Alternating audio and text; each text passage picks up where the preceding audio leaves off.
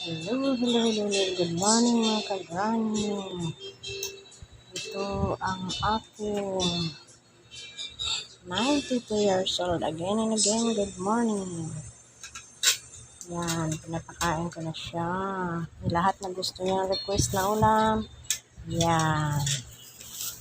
Ito naman ang dala ni Mando.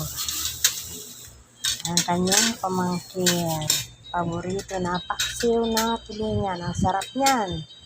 Napakasarap na paksiw. Yan o. Ganda. Galing kaya ng Quezon.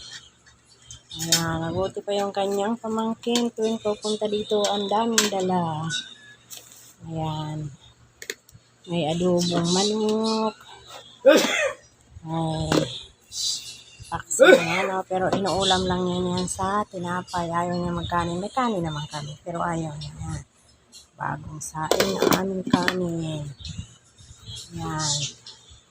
Pangalawang almusal na niya to. Kanina nag-almusal na siya. Pero gusto pa rin daw niya kumain. Kaya ito, nakainin uli. Yan. Yan siya.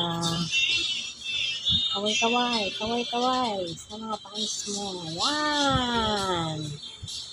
Thank you for watching every morning. Breakfast lang pinapanood ko sa inyo. Pero tanghalian, hapunan, hindi na. Mas maraming ulam yan pag tanghali at hapunan.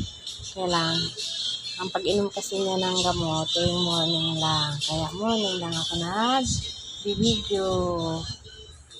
Pero pag ako naaga na matapos magtrabaho, bibidyo ko siya ng tanghalian at hapunan.